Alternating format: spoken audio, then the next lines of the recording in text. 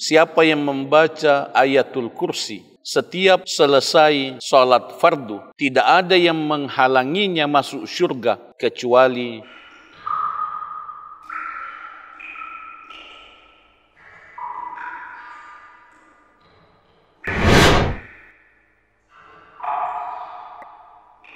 Alhamdulillah, wassalatu wassalamu ala Rasulillah.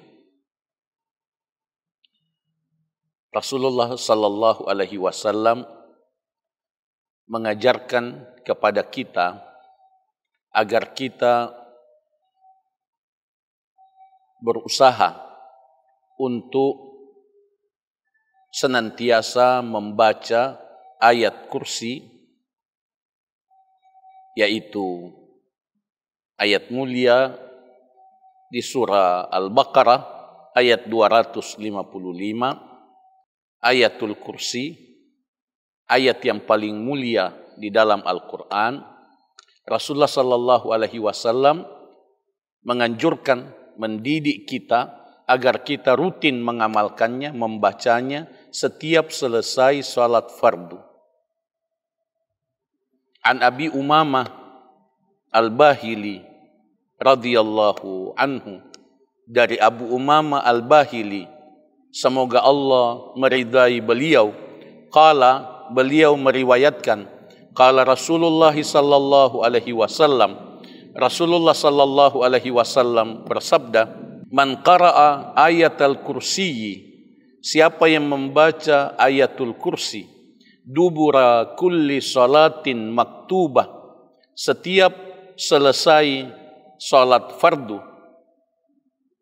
lam yamna'hu min dukhulil jannah illal maut, tidak ada yang menghalanginya masuk syurga kecuali kematian.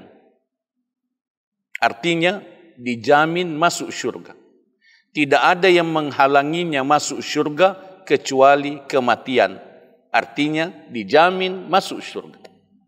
Hadis riwayat Al-Imam An-Nasai, dinilai sahih oleh Syekh Muhammad Nasiruddin Al-Albani. Ini adalah motivasi dan pendidikan agar kita menghafal ayatul kursi, mempelajari makna ayatul kursi, menghayati kemuliaan dan makna ayatul kursi, mengamalkan ayatul kursi dengan membacanya setiap selesai salat fardu, membacanya setiap selesai salat fardu, dan tidak lupa mengamalkan tindak lanjut konsekuensi dari penghayatan dari ayatul kursi, yaitu pengamalan tauhid kepada Allah Subhanahu wa taala. Oleh karena fadailul a'mal seperti ini, fadilah-fadilah amal seperti ini tidak bisa dipahami terpisah dari ajaran Islam yang lain, tidak bisa dipahami terpisah dari tauhid, tidak bisa dipahami terpisah dari ibadah, tidak bisa dipahami terpisah dari penyucian hati, terpisah dari akhlak. Bahwa dengan mengamalkan ini saja dan meninggalkan yang lain, kita akan masuk surga. Tidak. Tapi kita mesti mengamalkan keseluruhan ajaran Islam. Mengamalkan keseluruhan ajaran Islam. Jangan kita memahami bahwa cukup membaca ayatul kursi, cukup membaca ayatul kursi setiap selesai sholat, lalu kita berbuat dosa-dosa besar, apalagi melakukan syirik. Melakukan syirik itu tetap kita mendapatkan jaminan masuk surga, tidak.